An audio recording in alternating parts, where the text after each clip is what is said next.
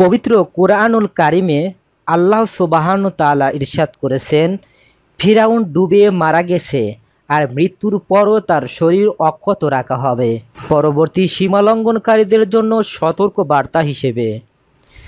বনি ইসরায়েলকে আমি পার করে দিয়েছি নদী, অতপর তাদের পশ্চাৎববন করেছে ফেরাউন ও তার সেনাবাহিনী দুরাচার বাড়াবাড়ির উদ্দেশ্যে। এমনকি যখন তারা ডুবতে আরম্ভ করলো তখন বলল, এবার বিশ্বাস করে নিচ্ছি কোনো মাবুদ নেই তিনি ছাড়া, যার ইবাদত করে বনি ইসরায়েলরা।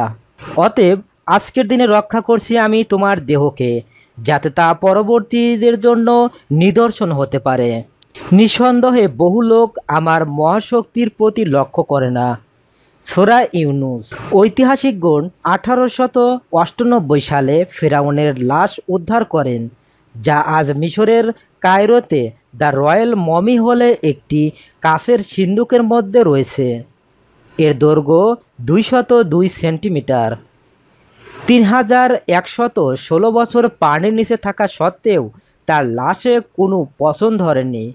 মুহাম্মদ সাল্লাল্লাহু আলাইহি ওয়াসাল্লামের যুগের আরব জাতি ও অন্যান্য মিশরীয়দের মধ্যে ফেরাউনের পানিতে ডুবে মারা যাওয়া কিংবা তার লাশ সংরক্ষণ, এটা মুসলমান তথা সারা বিশ্বের জাতি গোষ্ঠীর জন্য এক অনন্য নিদর্শন। ফিরাউনের মৃতদেহটিকে 1881 সালে মিশরের এক নদীর উপত্যকায়, অর্থাৎ পাহাড়ের মাঝখানে যেখানে দিয়ে নদী প্রবাহিত হয়েছে, সেখানেই পাওয়া গিয়েছিল বলে জানা যায়। কিন্তু আল্লাহ রাব্বুল আলামিন 1400 বছর পূর্বেই পবিত্র কোরআনে ফিরাউনের ঘটনা উল্লেখ করেছেন। ঐতিহাসিকদের মতে ফিরাউনের দেহটি যখন পাওয়া যায় তখন ওই দেহটি বয়স হয়েছিল প্রায় 3000 বছরের মতো। আল্লাহর নবী হজরত মুসা আলাইহিস সালাম ওই পাপিষ্ঠ ফিরাউনকে অনেকবার ইসলামের দাওয়াত দিয়েছিলেন, কিন্তু পৃথিবীর সবচেয়ে নিকৃষ্টতম ওই নাফরমান ফিরাউন নবী মুসা আলাইহিস সালামের আহ্বানের সাড়া তো দেয়নি, বরং অত্যাচার আর জুলুমের সীমা অতিক্রম করেছিল। অতঃপর ফিরাউনের জুলুমের আয়ু যখন শেষ হয়ে আসে, মহান আল্লাহ তখন ওই নাফরমানকে নদীতে ডুবিয়ে মেরেছেন এবং মানবজাতির নিদর্শনের জন্য তার মৃতদেহ সংরক্ষণ করেছেন।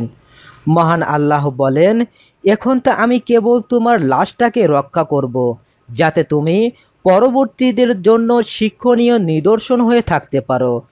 যদিও এমন অনেক মানুষ আছে যারা আমার নিদর্শনসমূহ থেকে উদাসীন।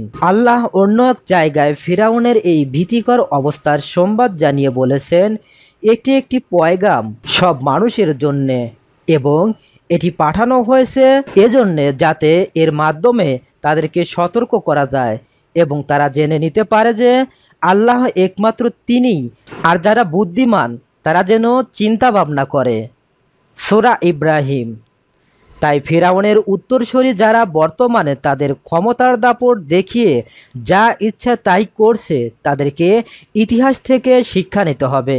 ফিরাউনের লাশ সংরক্ষণ করে আল্লাহ যেভাবে মানবজাতির জন্য নিদর্শন হিসেবে রেখে দিয়েছেন, ঠিক তেমনি হয়তো জালিমদের কৃতকর্ম ও পরিণতকে সংরক্ষণ করে তা বর্তমান ও ভবিষ্যৎ কালের জন্য নিদর্শন হিসেবে রাখার বন্দোবস্ত করবেন। আল্লাহ আমাদেরকে সঠিক পথে পরিচালিত করুন।